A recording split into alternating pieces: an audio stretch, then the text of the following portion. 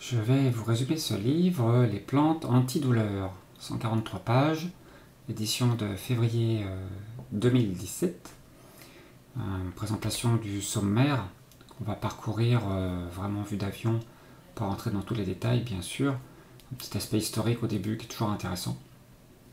Et puis vous trouvez ici les différents aspects qui sont traités, avec à la fin un index des plantes. Ce livre a été écrit par Kurt Ostetman, qui est docteur en chimie, professeur honoraire aux universités de Genève, de Lausanne, et en Chine aussi.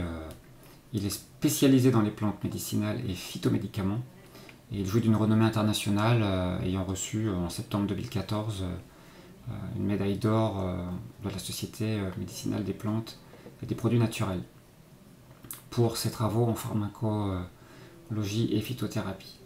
Il est l'auteur de 500 publications et d'une douzaine de livres, dont certains sont traduits en japonais, chinois, indonésien, espagnol, portugais, etc. Donc voilà. Donc du coup, ce livre est vraiment orienté sur la douleur. Dans l'avant-propos, il rappelle que plein de vestiges archéologiques montrent une quête pour soulager les douleurs depuis la plus haute antiquité. C'est vrai qu'au début, on était plutôt sur des douleurs lourdes, et donc plutôt des produits type pavot, voire cannabis. La Grèce antique aussi, on en parle déjà. Une citation intéressante qui date d'Hippocrate disait « Premier principe égale guérir quelquefois, soulager souvent et consoler toujours. » Et la deuxième, « La douleur est le chien de garde de notre santé qui aboie pour alerter l'organisme. » Je parlerai après dans mes conclusions personnelles d'ailleurs de tous ces aspects douleur, quand est-ce qu'il faut chercher effectivement à les atténuer et comment réfléchir au global avant d'essayer d'éviter de trop cacher ces douleurs, puisque effectivement alerter l'organisme c'est quand même quelque chose d'intéressant dans bien des cas et qu'il ne faut pas prendre à la légère, bien sûr. Donc dans son rappel historique, il nous parle aussi des moyens d'anesthésie, etc., qui pouvaient exister à l'époque. Et puis une partie bibliographie, ça c'est une partie commune, à chaque chapitre il y a une bibliographie, là il y a une douzaine d'éléments, donc soit des livres, soit des liens vers des sites, donc pas mal de choses à lire en plus et en dehors, et c'est assez intéressant. Donc premier chapitre, maux de tête et migraines, sujet important, hein, 3 fois plus chez la femme, il dit, et effectivement on rencontre des fois des gens qui ont des migraines, donc bien sûr trouver la cause des causes toujours, et parfois des plantes peuvent aider et il ne faut pas s'en priver. Donc on parle par exemple de la grande camomille qui pourrait être une solution intéressante. Dans chaque chapitre, je vais montrer un exemple maintenant, dans chaque chapitre c'est toujours pareil en fait, il y a la plante, une photo, une petite description de à quoi elle peut servir, donc c'est assez court, et toujours des conseils pratiques sur comment préparer. Et il y a aussi quasiment systématiquement des contre-indications. Donc typiquement pour la grande camomille, hein, attention aux allergies pour cette espèce de plante, pas utilisée en cas de grossesse, et puis attention aux anticoagulants aussi qui pourraient être potentialisés avec cette plante. Après, le gingembre qui va revenir très souvent, et puis d'autres plantes, il y en a comme ça une dizaine, rien que pour les maux de tête. Et puis bien sûr après le chapitre pour en savoir plus avec pas mal de liens. Donc après il y a l'arthrose. On va retrouver la greffe du diable et différentes plantes, là encore, le curcuma. Et application locale aussi. On va retrouver le gingembre ou la consoude, etc. Donc application locale peut être aussi intéressant à tester. Pour les maux de dents, un classique avec le giroflier, voire le gingembre, encore lui. Les maux de gorge, donc différentes plantes aussi au niveau des maux de gorge, qui peuvent bien soulager quand on a des toux répétitifs ou autres, juste au moins pour soulager la douleur localement. Au final, on va très peu changer les processus déclenchés par des toux, par exemple. Là, on va parler surtout d'atténuer des douleurs locales, donc ça peut être utile justement pour pouvoir continuer de tousser, parce que ça peut être important de sortir ce qu'il y a à sortir. Chapitre 5, les syndromes prémenstruels et les douleurs menstruelles. On va retrouver des plantes connues et d'autres beaucoup moins connues. Donc intéressant à tester en fonction des différents cas de figure et puis en fonction de chacun aussi, parce qu'on est tous différents, donc on pourra réagir différemment à ces différentes plantes. Avec des huiles aussi, par exemple l'huile d'onagre. Le chapitre 6, tout ce qui est système urinaire avec les cystites entre autres.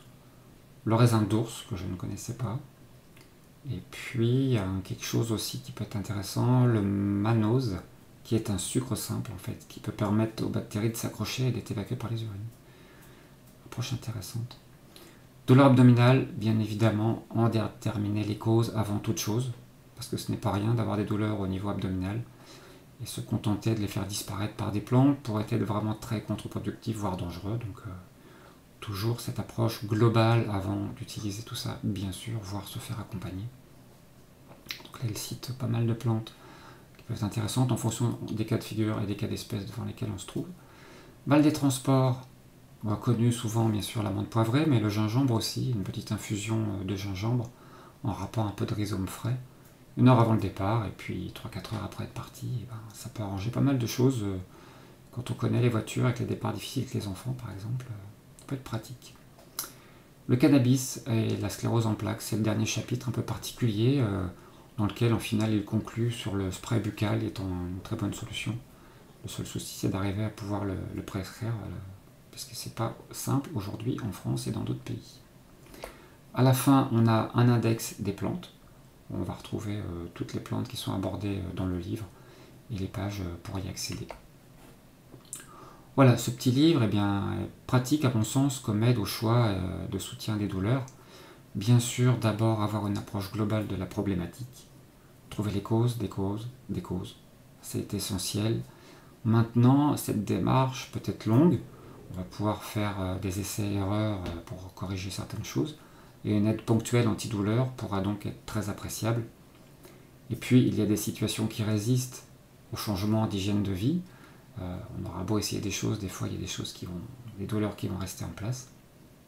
Et là, une plante pourra être mieux supportée qu'un principe chimique et d'avoir aussi des inconvénients comme les antibiotiques qui vont du coup atteindre la flore intestinale. Donc bien évidemment, en premier lieu, les plantes pourront toujours être préférables en première approche à un principe chimique.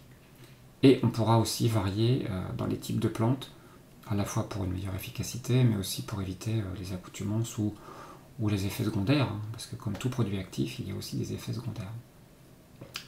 Il y a beaucoup d'études citées, quasiment pour presque toutes les plantes, on va trouver des études cliniques, souvent contre placebo, etc., qui donnent des expériences concrètes de l'avantage de telle ou telle plante.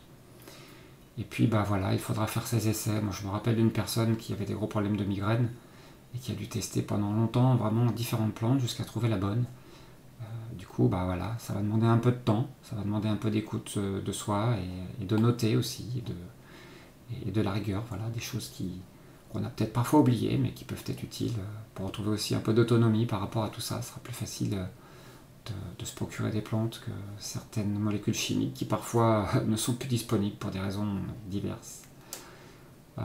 Voilà, donc du coup, ce livre est intéressant, on va retrouver des sources d'infos complémentaires qui vont nous permettre des lectures aussi de fil en aiguille. Il y a des sites que j'ai découverts que je ne connaissais pas. Bon, il y a quelques erreurs dans certaines adresses. Avec un peu de temps, on arrive à reconstruire la bonne adresse et à trouver les bonnes sources.